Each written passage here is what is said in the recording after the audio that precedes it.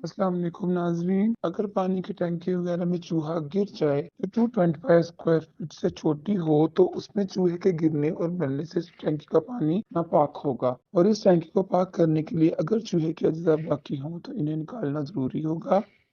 جب تک وہ اجزاء موجود ہوں وہ پاک نہیں ہوگی،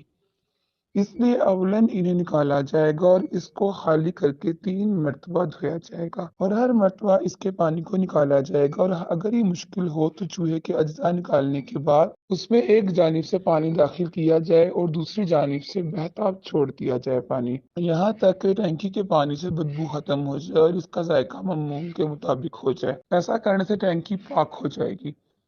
اگر چوہے کے گر کر مرنے کا وقت معلوم ہو تو اس وقت سے جو نمازیں اس پانی سے وضو کر کے یا اس پانی سے کپڑے دھو کر ان کپڑوں میں پڑھی گئی ہوں ان نمازوں کا اعادہ لازم ہوگا، اور اگر وقت معلوم نہ ہو تو فقط مرنے کی صورت میں جبکہ پھولا پھٹا نہ ہو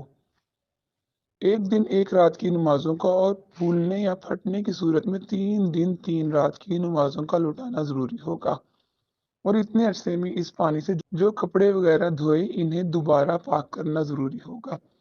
البتہ ٹینکی کا رقبہ اگر 225 اسکوائر فٹ سے زیادہ ہو تو بڑے حوض کی مانند اس کے پانی کا حکم جاری پانی والا ہوگا، یعنی جب تک اس میں نجاست کا اثر رنگ ہو یا مزہ ظاہر نہ ہو پانی ناپاک نہیں کہلائے گا۔